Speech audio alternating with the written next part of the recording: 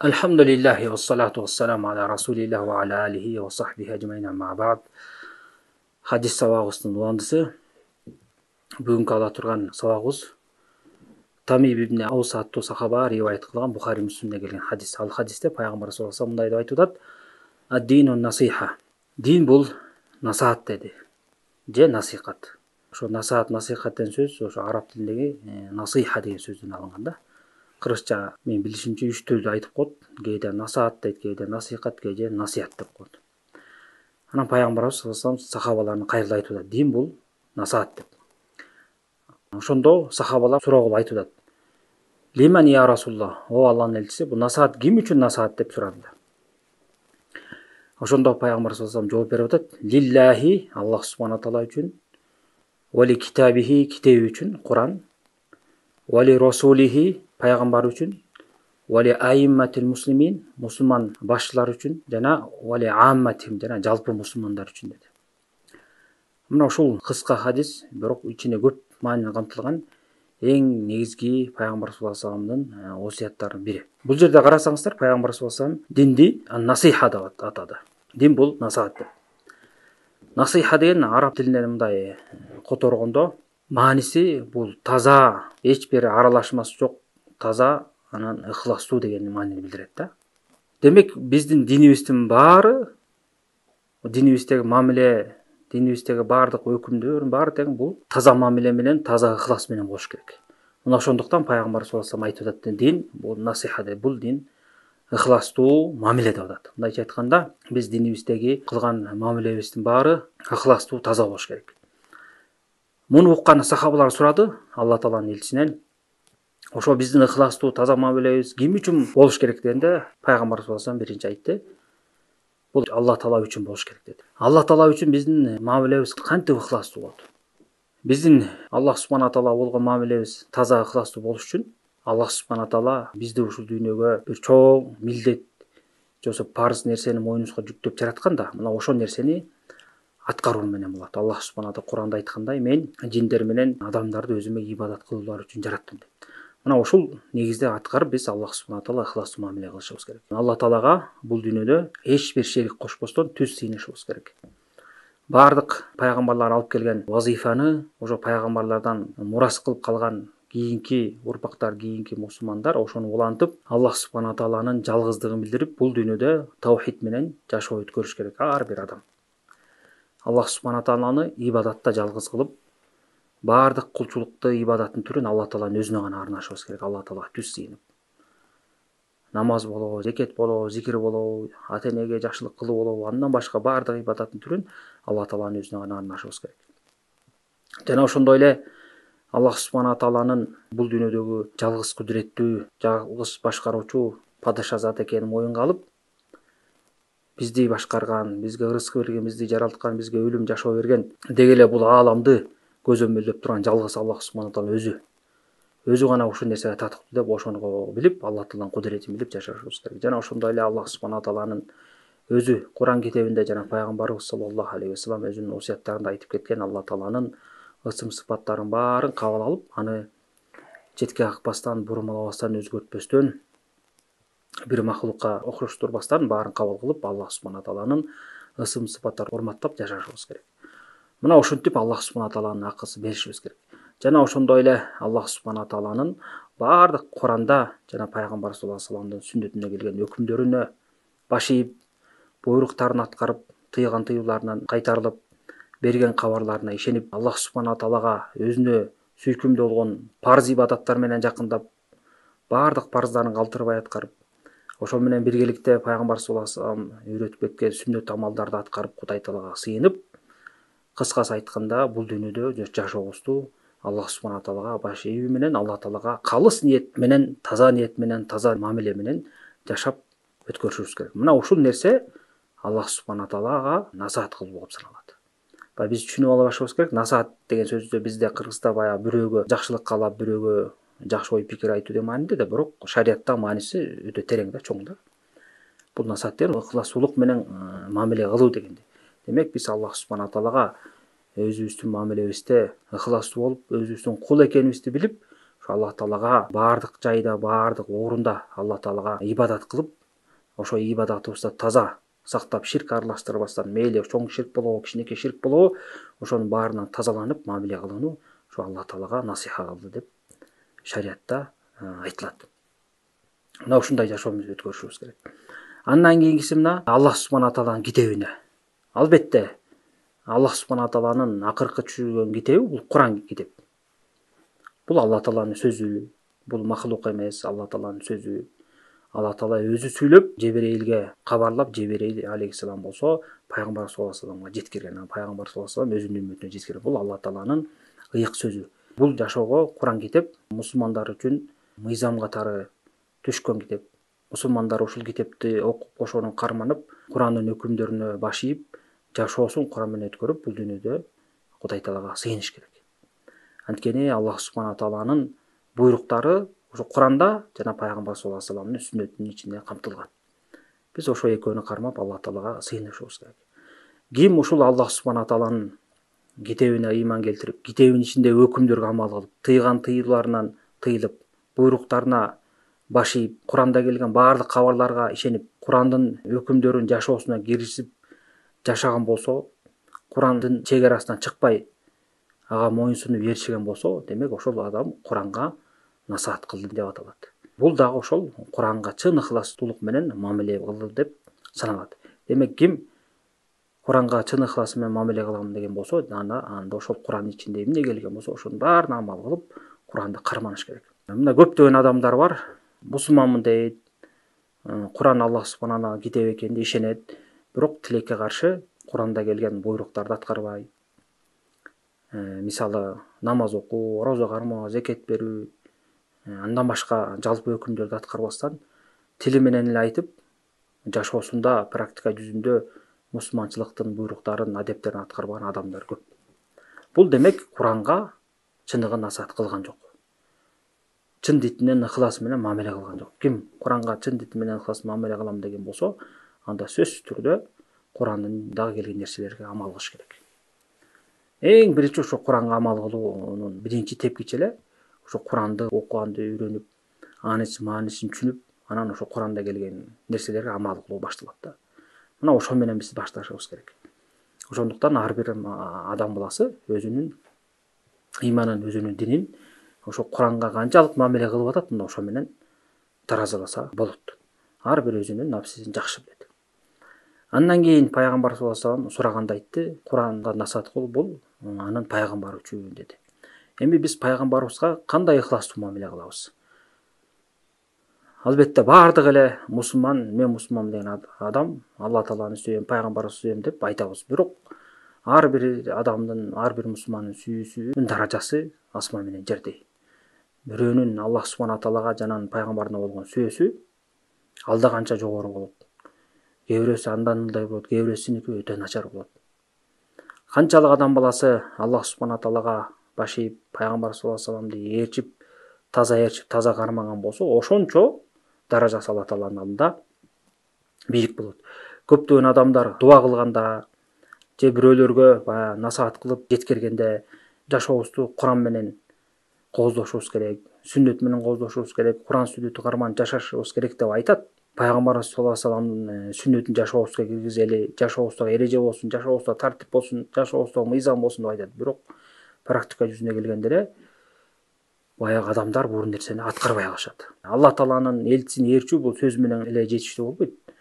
Сөз менен айтып, адам баласы жүрөгү менен тастыктап, ошону иш жүзүндө аткарыш керек. Кайсы убакытта болбосун, кайсы жерде болбосун, пайгамбар саллаллаху алейхи вассаламдын атынан бир аныкталган хадис келери менен ошону ар бир мусулман угуп, же окуп, же көрөр замат моюнсунуп толук баш ийиш керек.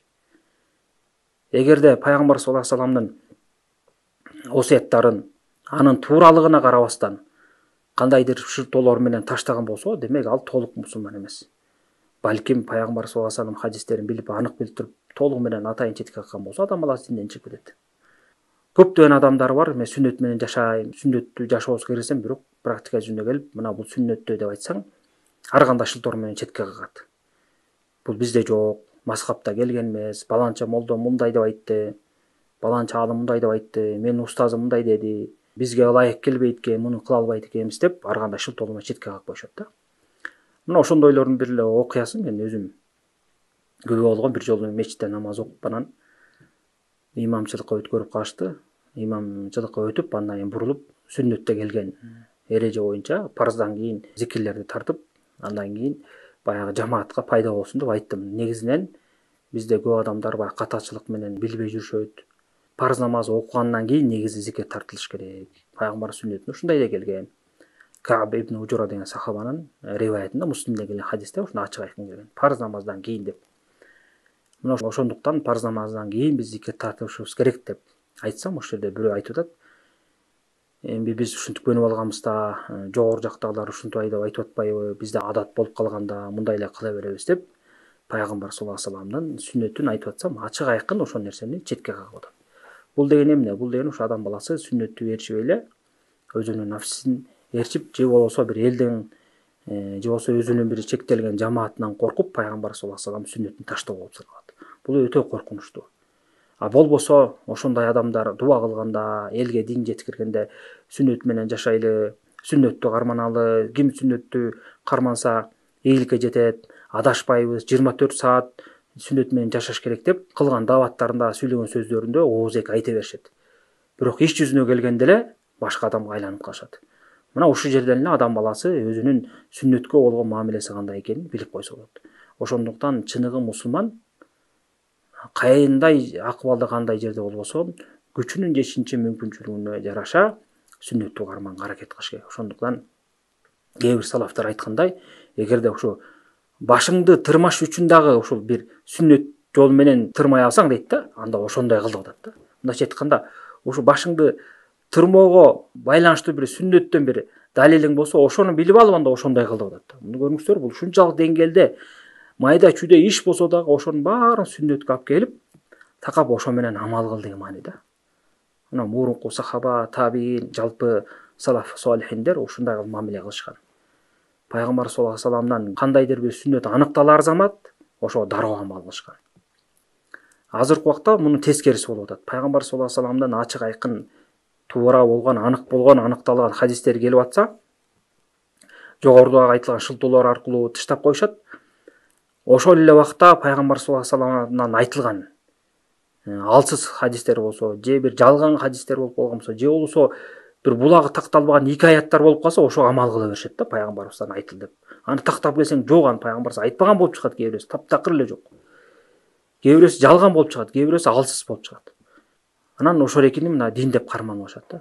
Мына бул дагы исламдагы бир чоң жаман адаттардын бири. Ошондуктан адам баласы илим алып үйрөнүп, пайгамбар саллаллаху алейхи вассаламдан келген сүннөттөрдү аныктап, ошону аныкталгандан кийин ошого дароо түз амал кылыш керек. Бизге аныктап берген ким? Бизге аныктап бере турган ошо ахлу суннанын хадис илими боюнча белгилүү алымдар бар. Хадис илимин аныктаган. Ошолордун айткандарына таянып биз амал кылып сүннөттү карманабыз. Мына башка сабактарда айткандай эле, сүннөттү же Куранды карманат десе эле, ар ким илимсиз адам келип эле Куранды барактап же сүннөт китебин барактап эле өзү билгендей түшүнүп, өзү билгендей иш алып бара бербейт. Ошол Куранга, сүннөткө ахлу суннанын алымдары кандай түшүндүрмө берген, алар ошо сахабалардан, табигиндерден кандай риваяттардан алып келген, кандай чечимлешкен, ошонун баарын аныктап тактап, анан ошо алымдарды койгон эрежелер аркылуу биз Куран сүннөттү түшүнүп, анан амал кылабыз. Жана ошол эле убакта эч качан бир жеке алымды анын кадыр баркына, илимине карап, ошол эле туура сүйлөйт, андан башкасына четке кагылат деп биз ал жол менен Куран сүннөттү түшүнбөйбүз.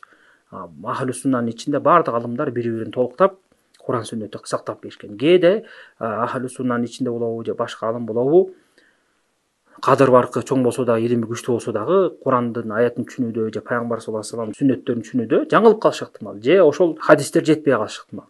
Анан ошого жараша ал өзүнүн илимине жараша бир өкүмдөрдү, шариятка далилине далы келбеген өкүмдөрдү айтып коюшу ыктымал. Биз эгер ошону аныктап билип кала турган болсок, аны кантип билебиз? Ошону эле башка ошого тете болгон алымдар эле бизге жеткирип айтып берет да. Мына баланча алым момундай жүйөсүн келтирип, момундай фактын алып келиптир, бирок бул далилге каршы болуп калат. Анткени пайгамбар саллаллаху алейхи вассалам мындай деп айткан деп алып келип калат. Биз ошондой нерсени аныктаганда биз ар бир алымдын өзүнүн сыйын ордуна коюп, жаңылып калган нерсесин таштап, туурасын алып кете беребиз. Мына ушул чыныгы алымга көрсөткөн сый болуп саналат.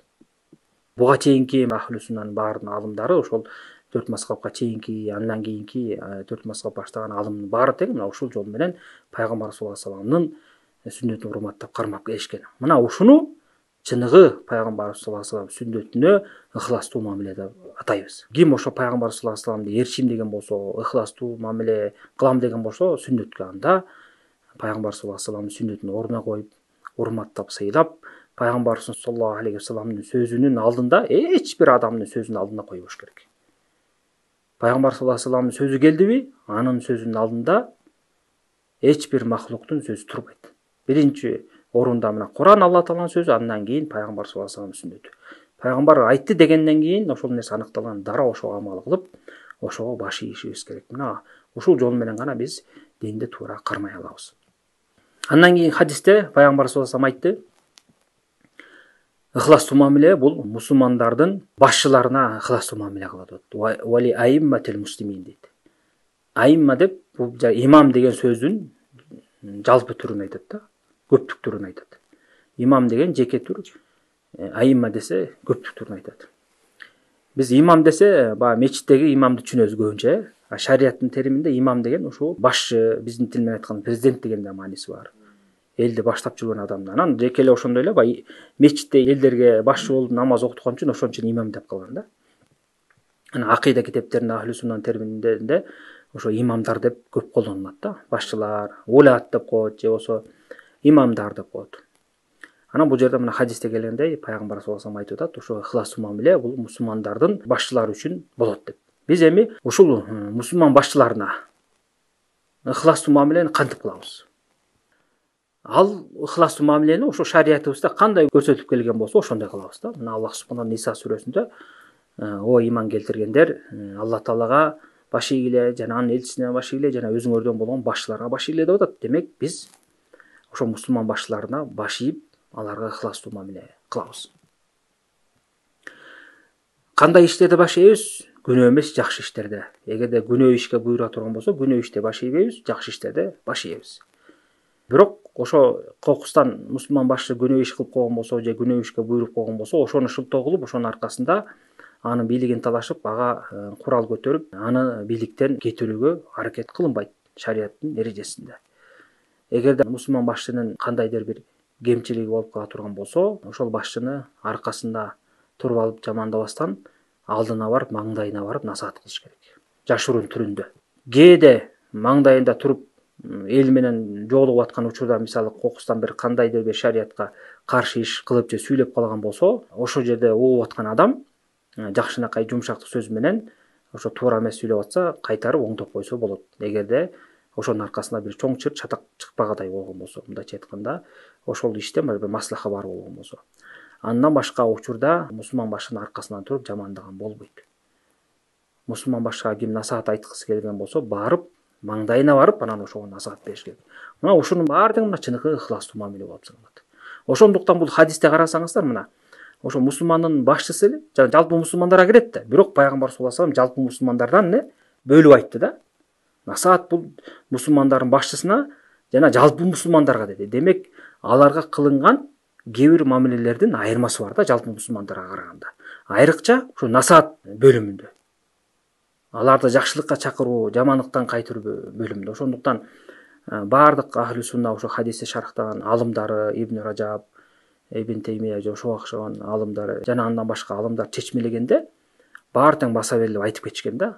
Мусулман башчыга насаат ким кылгысы келген болсо, анда жылуу жумшак сөз менен, жакшы мамиле менен өзүнчө айтсын депчи.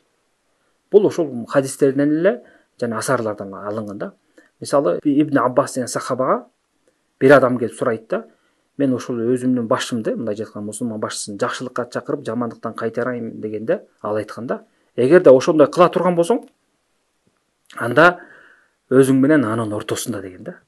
Көрүңүздөрбү? Ибн Аббастын насаатын. Эгерде жакшылыкка чакырып, жамандыктан кайтарган келсе, өзүң менен анын ортосунда деген да. Мындайча айтканда жарыя салып атып атат. Ошонун маанисинде эле да пайгамбар саллаллаху алейхи вассаламдын хадиси бар. Имам Ахмад Муснад деген хадисте ким бийлик ээсине бир насаат айткысы келген болсо, аны жарыя кылбасын деп атат. Аны колунан алып өзүнчө айтсын деп атат. Көрүңүздөрбү, бул демек сүннөттө келген насаат кылуу ушундай жол менен болот. Мына ушуну көп адамдар билбейт. Азыркы заманда ушакташып, аркасынан сүйлөшүп, кемчилигин издеп, саясаттарына аралашып, бийлигин талашкандар көп. Бийлигин талашканда адамдар эч качан билип коюңуздар, мага бийлик керек деп эч ким айтпайт. Бийликти бул туура эмес саясат жүргүзүп атат, элдин акчасын жеп атат, кадр саясатында жүргүзгөн саясаты туура эмес, элдин акыбалы начар, бизге зулумдук кылып атат, бизди алдап атат деген жүйөлөр менен ошентип бийлик талашат. Эгерде ким ошентип бийлик талашып бийликке жеткен болсо, Аллах субхана таала ага эч качан ийгилик бербейт. Жана ошондой адамдарды дагы мусулмандар колдоп, аларга деген мындайча айтканда көмөктөш болбош керек. Бизге мусулман өлкөнүн тынчтыгы, элдин тынчтыгы, элдердин аман эсен болуусу өтө зарыл да. Эгерде жашоодо, мамлекетте тынчтык кеткен болсо, ачкачылык каптайт, мусулмандар ибадатын кенен кесир аткара албай калышат. Чоң коркунуч пайда болот. Ошондуктан мусулман башыга баш ийүү бул өтө зарыл маселелердин бири. Жана ошондуктан Пайгамбар саллаллаху алейхи вассалам ушул маселелерди бекем баса белгилеп, көптөгөн хадистерде айтып кеткен. Мына ошолордун бири ушул хадис болот.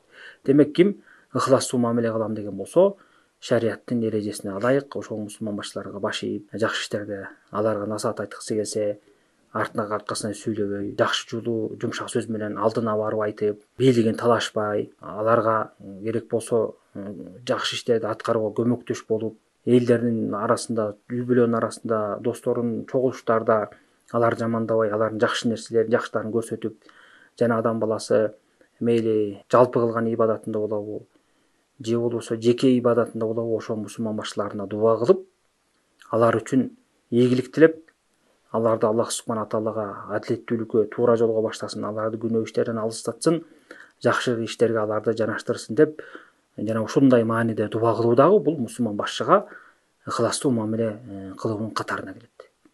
Эгерде ким чын эле мамилетке күйгөн болсо, элге журтка күйгөн болсо, мусулмандарга күйгөн болсо, анда ошол мусулман башчысына жакшылык тилеп дуба кылыш керек, тилек тилеш керек. Анткени Аллах субхана таала кабыл кылып койгон болсо, жалпы мусулмандарга ошонун пайдасы тиет. Анан ошонун аркасында дагы ошо дуба кылган адам дагы көптөгөн жакшылыкка, соопко жетет.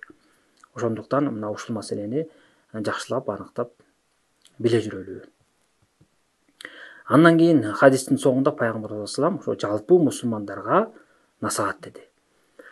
Албетте, бул жашоодо баарыбыз эле тууган урук менен, достор менен, кошуна колоң менен, жалпы эл менен жашоо өткөрөбүз. Жалгыз жашаган адам жок. Чан деле кээ бир жерде, кээ бир убакытта эле жалгыз жашаган адам болуп калбаса, адамдар менен аралашып жашайбыз. Адамдар менен аралашып жашагандан кийин мамиледе үйдө ылдый ар кандай акыбалдар болот. Мына ошол убакытта ар бир мусулман Аллах Тааладан коркуп, ошол мусулман бир тууганына зулумдук кылып албайын, шариаттын чегинен чыгып, анын акысын жеп албайын деп сактанып, мусулманды урмат, сый менен мамиле кылып мусулманга, анан ошентип жашоосун өткөрүш керек. Бул мусулмандын мусулманга болгон акысы. Канчалык ошол мусулман бир тууган сага жакыныраак жашаган болсо, же сага тууганыраак болсо, ошонун акысы ошончолук көбөйөт. Мисалы, жалпы мусулмандардын бири-бирине болгон акысы бар. Ошонун ичинен кошуналардын акысы башкаларга караганда өйдөрөөк. Анын ичинен туугандардын акысы караганда өйдөрөөк. Муну бала чакаңдын акысы андан дагы өйдөрөөк. Мына ошентип алардын канчалык жакындыгы болсо, ошончо акылары көбөйө берет. Пайгамбар саллаллаху алейхи вассалам башка хадисте айткандай, силердин ар бириңер дейт да, ошол өзүнө жакшы көргөн нерсени башка бир туугандан жакшы көрмөйүнчө, башка бир туугандан ыраа көрмөйүнчө ал толук мусулман боло албайт деп атат. Демек, ким толук ыймандуу болом деген болсо, анда мусулман бир тууганына өзүнө жакшы көргөн нерсени жакшы көрүш керек. Ким өзүнө кандай мамиле кылууну элдерден талап кылып ошону үмүттөнгөн болсо, башка мусулманга да ошондой мамилени көрсөтүш керек.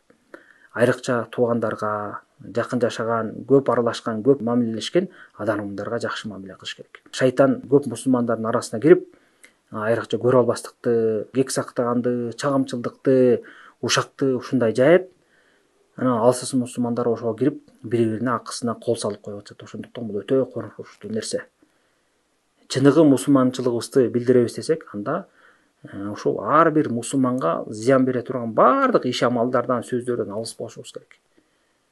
Пайгамбар саллаллаху алейхи вассалам чыныгы мусулман ким деп аныктама бергенде, бул чыныгы мусулман бул башка бирөөгө колу менен, тили менен зыян бербеген адам деп атат да. Элестетип көрүңүздөр. Эгерде чыныгы мусулман болсоң, демек бирөөгө тилиң менен жана дене мүчөң менен, колуң менен зыян бербе. Мына ошондо мына чыныгы мусулман, чыныгы ыхластуулук менен мамиле кылган адам болосуң. Айрыкча мусулман баласына зулумдук кылуудан өтө алыс бол. Анткени зулумдуктун акыбети жана азабы аябай катуу. Кыямат күнүндө адам баласынын баягы шорун катыра турган нерсе бул чоң зулумдук. Эң чоң зулумдук бул ширк, андан кийинки ушу адамдарга, пенделерге зулумдук кылуу. Ал жерде билебиз, кыямат күнүндө жаныбызда мал мүлкүбүз, кадыр баркыбыз жок, эч бир пайда бербейт. Ал жерде сооп менен эле күнөө иштер менен эсептелинет. Ошондуктан пайгамбар саллаллаху алейхи вассалам зулумдуктан эскерткен аябай көп хадистер бар.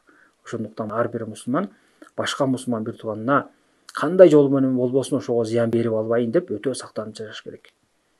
Бирөөгө зыян бербей жашаш керек, сактанып, жакшы мамиле кылып. Бирөөдөн зыян келип калган болсо, ошону кечирип жашаш керек. Мына көрүңүздөр, чыныгы мусулман ушундай да. Бирөөгө зыян бербейт, эгерде бирөөдөн башка бир тууганына зыян келип калган болсо, аны көтөрүп, аны кечирип коет. Бул мусулманчылыктын жогорку чоң даражасы. Мына ушундай мамиле кылалы. Мына мусулманчылыкка дагы ыхластуу мамиленин бири, мына ошол мусулман бир тууганды динге чакырып, даават кылып, жакшылыкка үндөп, жамандыктан кайтаруу. Ошол мусулманга жардам берүү, айрыкча муктаж болуп турган учурунда, кыйналып турган учурунда жардам берүү, көңүлүн көтөрүү, кайгы муңунун кетишине жардам берүү. Деги эле жалпы мусулманды эмне сүйүндүрөт, ошонун баарын аракет кылып кылсак, мына ошол мусулманга чыныгы ыхлас менен мамиле кылган болуп саналат. Мына ошонун баары мусулман баласы өзүнүн колунан келишинче мүмкүнчүлүгүнө жараша аткарыш керек. Колунда бар адам болсо мал мүлкү менен жардам берет. Кадыр баркы бар адам болсо кадыр баркы менен жардам берет, шапаат кылып. Алды күчтүү болсо дене мүчөсү менен жардам берет. Эчтеке жардам бере албай калдым, эчтеке колуман келбей калдым деген мусулман ошо жамандыкты жеткирбей, жамандыктан өзүн тыйып ошентип жардам берет. Мына жок дегенде адам баласы колунан эчтеке кылып, кошунасына улабы, жалпы мусулман бир тууганына улабы, эчтеке кыла албаса жардам берет. Аларга зыян бербесин. Мына бул дагы садака. Өзүнүн тилин тыйып, өзүнүн жаман адеп ахлагын тыйып, ошого зыян келип калбаса экен, мени жаман көрүп калбаса экен, анын көңүлүн ортуп албайын, нааразы кылып албайын деп өзүн сактап жүргөн болсо, мына бул дагы чоң садака. Бул дагы ушул ыхластуу мамиленин катарына кирет. Мына ошентип биз баардык мамилебизди мына хадисте кандай келген болсо, ошо Алла Таалага, анын китебине, анын пайгамбарына жана жалпы мусулмандардын башчысына жана жалпы мусулмандарга мына ушундай ыхластуулук менен мамиле кылабыз. Баары тең барып, мына көрүңүздөрбү, шариаттын эрежесине, шарият көрсөткөн өкүмдөргө барып такалат.